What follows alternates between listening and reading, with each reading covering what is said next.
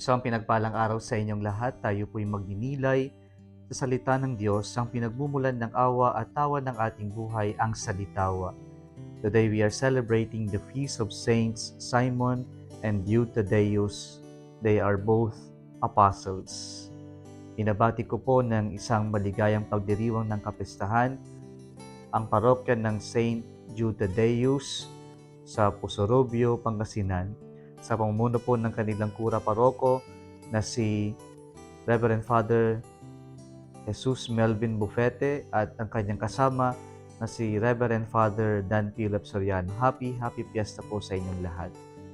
Kakaunti po ang nalalaman natin tungkol sa dalawang santong ito, maliban na they take the place of the 10th and 11th in the list of the apostles mentioned in our synoptic gospels. At bukod sa impormasyon na ito, ang lahat ng alam natin tungkol sa dalawang santong na ito ay legends, na may nagsasabi na sila daw ay nagkasama sa kanilang misyon sa Persia at doon sila parehong naging martir. Mga kapatid, sa ating pagdiriwang ngayon ng kapisahan ng dalawang apostol na ito, maririnig natin sa ating ebanghelyo ngayon ang pagpili ng Diyos ng 12. At bago sila piliin ng Diyos, ang Panginoong Hesukristo ay nagbabad ng oras sa panalangin. Kung titingnan po natin ang mga pagbasa ngayon, tungkol po ito sa being set apart. Sa ating unang pagbasa ngayon, binanggit dito yung mensahe ni San Pablo sa mga taga-Efeso, referring to the Gentiles who are now converted Christians. He said, "You are no longer strangers or guests, but fellow citizens of the holy people. You are of the household of God."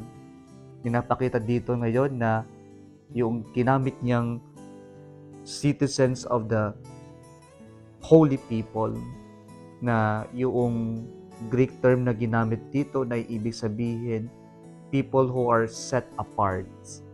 Sila ay pinili ng Diyos. Kalugod-lugod sila sa Diyos. Ganoon din po sa ating ebanghelyo ngayon, ang Diyos pumili ng 12, bagamat magkakaiba ng ugali, ng personalidad, pero ang 12 ito ay pinili ng Diyos para maging kanyang mga apostol. Ano nga bang pagkakaiba ng disciples sa apostles? Ang salitang disciple ay galing sa salitang discere, nang ibig sabihin ay to learn. And so, a disciple is someone who learns from his master and tries to imitate or follow his footsteps. While the word apostle comes from the verb apostelo or from the noun apostolos, na ibig sabihin someone who is sent out on a mission, someone who brings the message or an official message to people. Or an apostle is an ambassador, an envoy, an emissary. Mga kapatid, sa pagdiriwang po natin ng kapistahan ni San Simon at San Judas Tadeo, pinapaalala sa atin na lahat tayo ay unang-una sa lahat tinawag na maging disipulo, na matuto tayo sa ating Panginoon, at sa kung anuman ang matutunan o matanggap nating mula sa ating Panginoon, tayo rin po ay Kanya pong isinusugo bilang apostol na magdala ng mensahe sa ating kapwa-tao. Hindi natin na kailangan pumunta sa ibang lugar. Hindi natin kailangan pumunta sa napakalayong lugar. Pagkos, unahin natin ibahagi ang mabuting balita sa loob ng pamilya natin, sa ating komunidad, sa ating pinagtatrabahuhan. Doon tayo magiging mga apostol ng Diyos.